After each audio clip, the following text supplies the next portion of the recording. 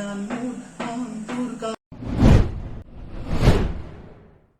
hello friends, so welcome to another vlog আৰু আপোনালোকে গমে পাইছে নেক্সট ব্লগত মই কাৰ্বি আংলঙৰ পৰা আহিছিলোঁ আৰু তাৰ পৰা আহি মানে কি ভিডিঅ' বনোৱা হোৱা নাছিল আৰু অলপমান নিজৰো অলপ কলেজৰ কিবা অলপ কাম আছিল চ' সেই কামবিলাক ক্লিয়াৰ কৰি ল'লোঁ গোটেইখিনি কাম শেষ চ' আৰু এই ব্লগটোৰ পৰা বহুখিনি কথা শিকিবলৈ পাব যদিহে আপুনি অভিনয় প্ৰেমিক হয় যদি আপুনি সঁচাকৈ অভিনয় ভাল পায় তেন্তে এই ভিডিঅ'টো চাব আৰু আজি কাক লগ পাওঁ কি কথা সকলো গম পাব আৰু এই ভিডিঅ'টো চাব আৰু এই ভিডিঅ'টোৰ পৰা বহুতো নজনা কথা কিছুমান শিকিবলৈ পাব চ' বলক তেন্তে ভিডিঅ'টো আৰম্ভ কৰোঁ।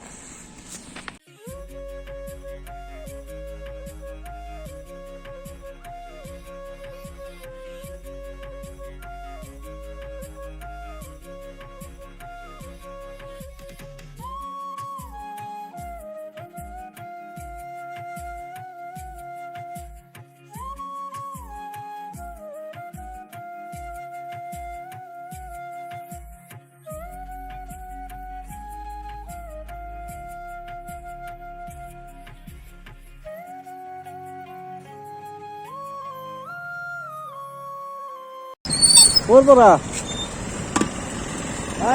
জালুকবাৰী যাওঁ। জালুকবাৰী কিবা কামত অলপ কাম এটা আছে অঁ সেইফালে আমাৰ শ্বৰ্টকাট হয় ন জামটোৰ পৰা মানে যিটো এই মালিগাঁৱৰ জামটো গতিকে এনে ভিতৰেদি আহি ওলাই যাওঁ। বাকী খবৰ ভালে বলক নহ'লে আগলৈ বলক আগলৈ অঁ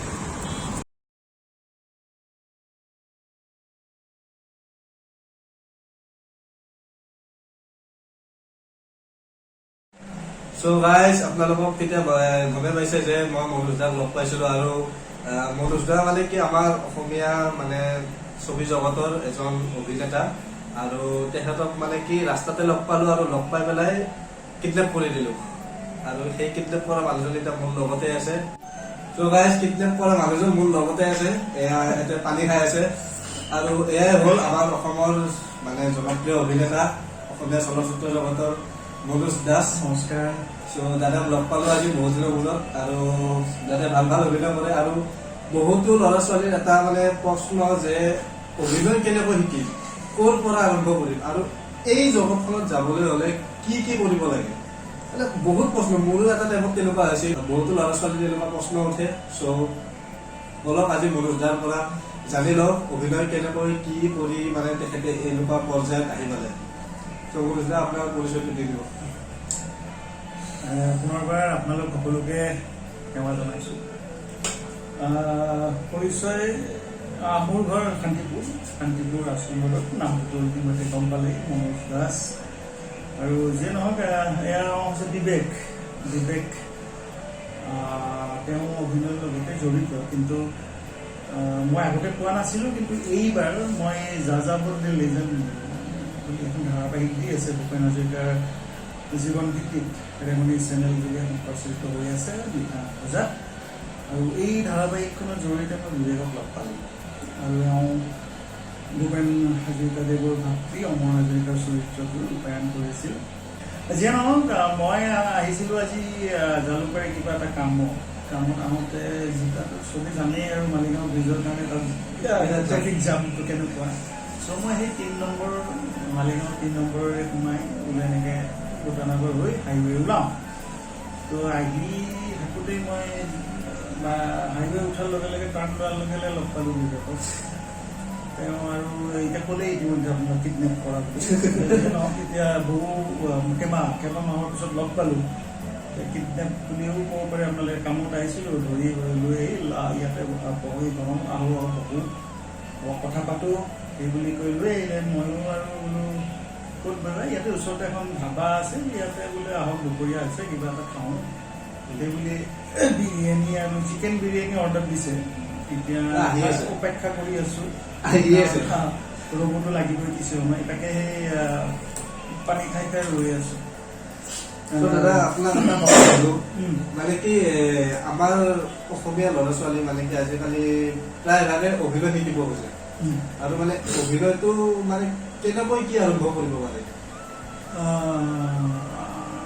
আচলতে অভিনয়টো মোৰ যিমানখিনি ধাৰণা তাৰমানে এইটো শিকিবলগীয়া ইয়াত আছেও আৰু নাই বুলি নকওঁ, ইয়াত বহুত শিকিবলৈ নহ'লে আজি নেশ্যনেল ইনষ্টিটিউট অফ ড্ৰামা আমাৰ অসমতে যিবিলাক আছে তেনেকৈ মুন্না আহমেদ ডাঙৰীয়া স্কুল অফ ড্ৰামা তেনেকৈ আছিল, পাহাৰুল ইছলাম ছাৰৰ স্কুল আছে,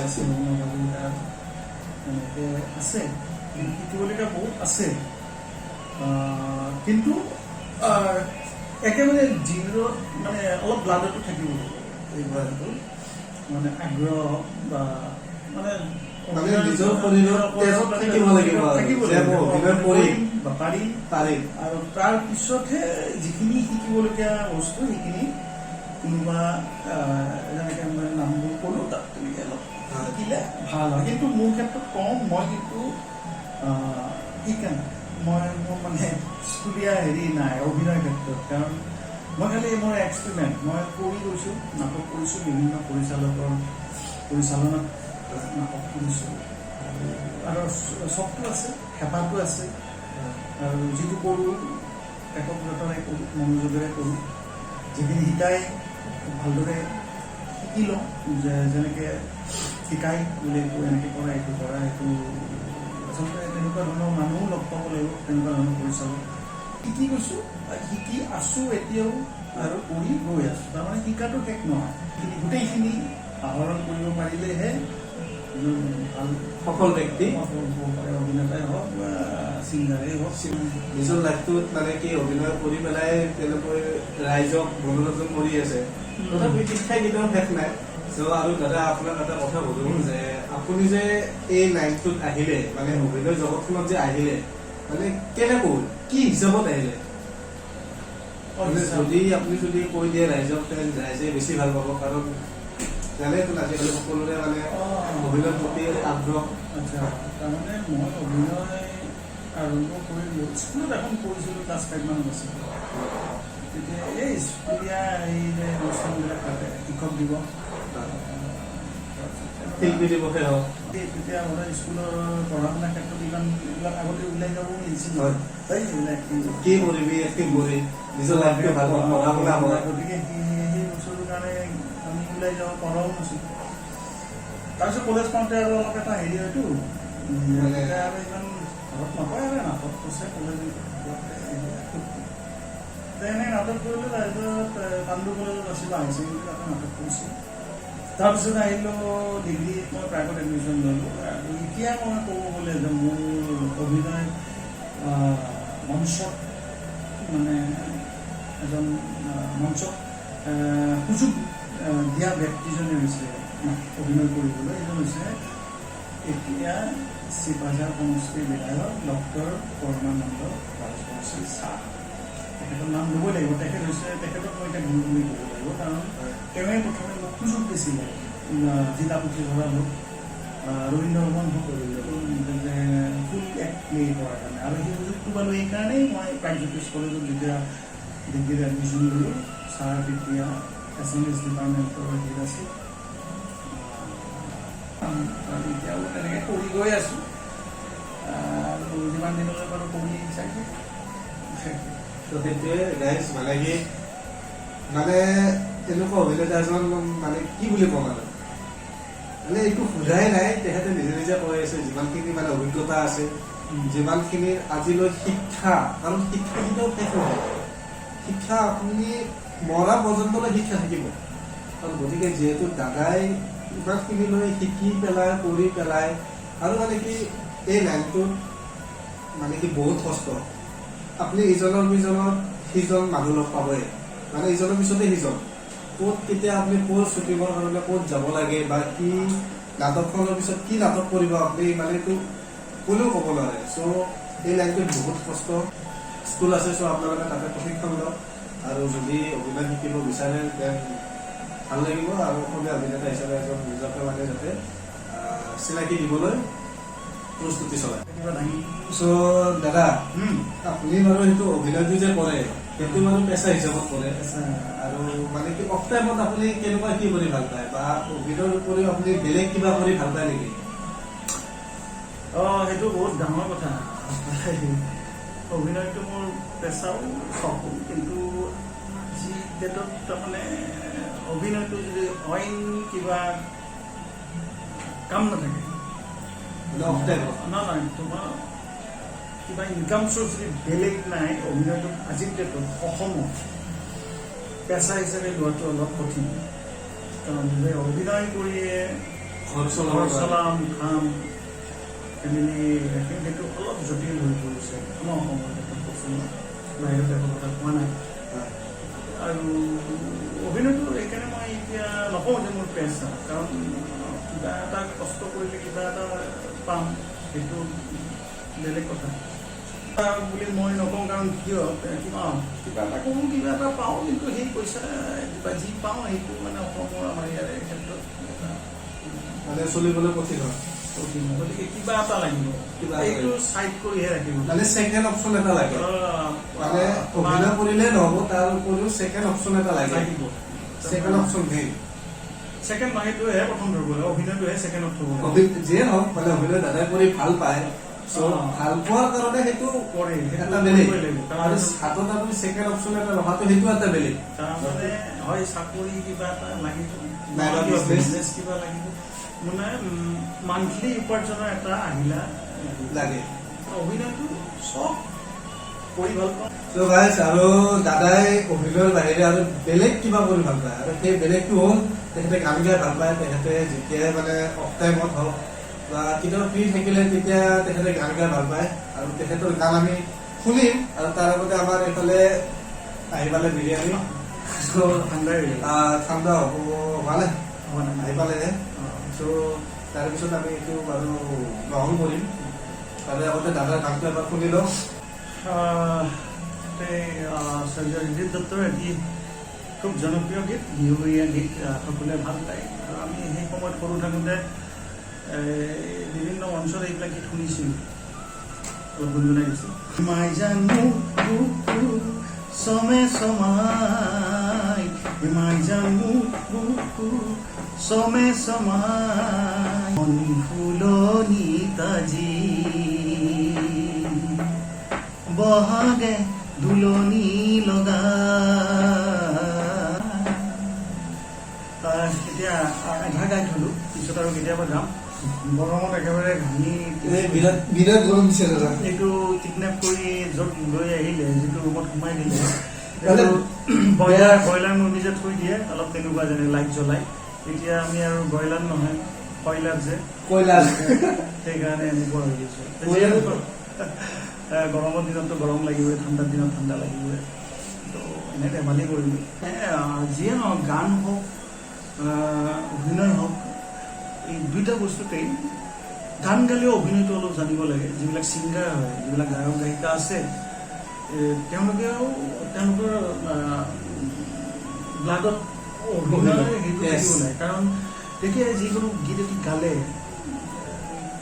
যেনেকুৱা ধৰণৰ গীত হয় যেতিয়া অভিনয়টো তেওঁৰ চকুৰ আগত থাকি তেওঁ গীতটো গাব তেতিয়া সেই গীতটো আৰু বেছি সুন্দৰ হৈ উঠে তাৰমানে আমাৰ ডাইলগ ডেলিভাৰী কৰোঁতে তাতো সুৰ আছে তাতেও স্কেল আছে মানে য'ত যিটো প্ৰয়োগ কৰিব লাগে যিটো ডাইলগত যিটো স্কেল প্ৰয়োগ কৰিব লাগিব যিটো ডেলিভাৰী কৰিব লাগিব গতিকে স্কেলটো খুব জনাত দৰকাৰ আৰু গান গালেও তাৰমানে ৰিদমটো জনাৰ কাৰণে বহুত ছিংগাৰে অভিনয়টোও জানিব লাগিব মিউজিক বজোৱা তালটো তাবলা জানিব লাগে এজন গীটাৰ বাদকে গীটাৰ বজালেই নহ'ব তেওঁ তালটো জানিব লাগিব তাবলা জানিব লাগিব এতিয়া আমাৰ বিভিন্ন এতিয়া বাপি লাহিৰীৰ কথাই কওঁ বাপি লাহিৰী গান গালেও তেওঁ তাবলা বজাব তাবলিষ্ট আছিল তাবলা বজাব জুবিন গাৰ্গ আমাৰ অসমৰ জনপ্ৰিয় গায়ক জুবিন গাৰ্গ তেওঁ তবলা বজাইছিল আগতে কীবৰ্ড বজাইছিল তাৰপিছতে গানলৈ আহিছিল গোটেই তেওঁৰ শৰীৰত গোটেই ৰিদম সোমাই আছে গতিকে সেইকাৰণে তেওঁ অভিনয়টোও জানে অভিনয়টো সেইকাৰণে বিভিন্ন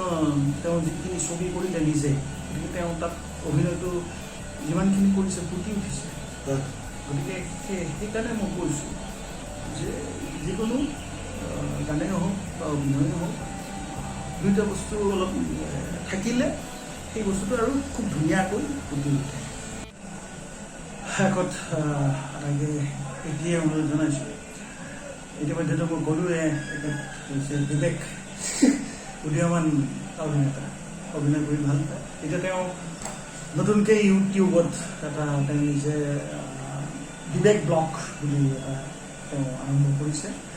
গতিকে এই চেনেলটোত আপোনালোকে বিভিন্ন ঠাই, বিভিন্ন নতুন নতুন মুখ, নতুন নতুন মানুহ আজি মুখ পালে।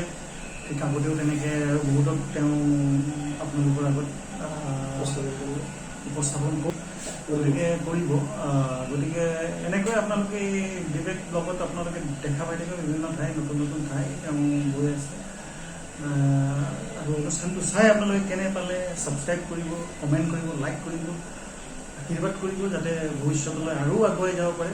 মই এতিয়া বিবেকক এটা কথাই সুধিব বিচাৰোঁ, তেওঁ এই লাইনটোত তেওঁ কেনেকৈ কি মানে উল্টা কৰি দিলোঁ ইমান দেৰি মোক গৰমত সি সুধি থাকিলে। এতিয়া মই তেওঁ সুধিছোঁ কি কয়। এতিয়া মই আৰু কি কওঁ, এতিয়া একো নাই। ক্লাছ 6ত যেতিয়া আছিলোঁ তেতিয়া বাহিৰে এটা মোবাইল আছিল, চেমচাং মোবাইল বুলি। তেতিয়া আৰু কি আৰু তেতিয়া 2012-11 তেনেকুৱা বা 13 হ'ব পাৰে নাজানো। তেতিয়া বাহিৰ মোবাইলতে মানে আপোনাৰ কি হয় হোৱাটছএপ, ফেচবুক থাকে, তাতে চলাইছিলোঁ। তাতে চলাই পেলাই আমাৰ কেকেদা, দীপজ্যোতি তেওঁক, মোহন দা, তেওঁলোকৰ লগতে অলপমান চিনাকি হ'লোঁ। ফেন ক্লাব এইবিলাকৰ লগত মানে অলপমান আহি গ'লোঁ। আৰু আমাৰ নগাঁৱৰ অলপ সিদ্ধাৰ্থ একে আপোনালোকে ফেচবুকত চালে গমেই হ'ব। অৰূপে মোক যথেষ্ট সহায় কৰিছিল আৰু এই ফেন ক্লাবত অহাত। তো তাৰপিছত এনেকুৱাই মানে কি এটা ৱৰ্কশ্বপ হৈছিল আমাৰ জ্যোতিচিত্ৰামনত। তাতে কৰিলোঁ, কৰি পেলাই গোটেইখিনি আৰ্টিষ্টক লগ পালোঁ। ক্ৰিকেটাৰ পৰা আৰম্ভ কৰি গোটেইবিলাক আৰু যিমান যি আছে অসমীয়া অভিনেতা অভিনেত্ৰী লগ পালোঁ। চ' তেনেকুৱাই মই এই লাইনটোত আহিলোঁ। মেট্ৰিক দি পেলাই ওলালোঁ 2016। মেট্ৰিক দি পেলাই ওলাই এনেকুৱা আহিলোঁ আৰু দাদাক লগ পালোঁ। আৰু দাদাই ভূপেন হাজৰিকাত যাযাবৰ মুভিখনত ভূপেন হাজৰিকাৰ কেৰেক্টাৰ চ' দাদাই কৰিছে আৰু মেইন কেৰেক্টাৰ দাদাৰে। আৰু দাদাৰ হ'লো মই ভায়েক অমৰ হাজৰিকা, ভূপেন হাজৰিকাৰ ভায়েক অমৰ হাজৰিকা। আৰু ভূপেন হাজৰিকাখন চালে আপোনালোকে প্ৰত্যেকটো কথাই গম পাব। এখন যাযাবৰ দি লিজেণ্ড ৰেমন চেনেলত নিশা 8 বজাত সম্প্ৰচাৰিত হৈ আছে। আপোনালোকে চাব। তেখেতৰ জীৱন ভিত্তিত ইতিমধ্যে 26টা খণ্ড অতিক্ৰম কৰিলে। বাকী যদি চোৱা নাই চাব পাৰে। সদানন্দ গগৈ ডাঙৰীয়াৰ ৰচনা আৰু পৰিচালনা, সংগীত সদানন্দ গগৈ। গোটেইখিনি তেওঁ কৰিছে, বহুত কষ্টৰে কৰিছে কামখিনি। আৰু সদানন্দ গগৈ এজন এনেকুৱা ব্যক্তি, যিজন ব্যক্তিয়ে ডক্টৰ ভূপেন হাজৰিকাৰ লগত 25টা বছৰ একেলগে আছিল। গতিকে সেই তেওঁ এইখিনি ইমানখিনি কৰিব পাৰিছে। আপোনালোকে চাব, চাই আপোনালোকৰ মৰম আশীৰ্বাদ আমি সদায় বিচাৰোঁ। গতিকে চাবচোন, চাই কেনে পালে জনাব।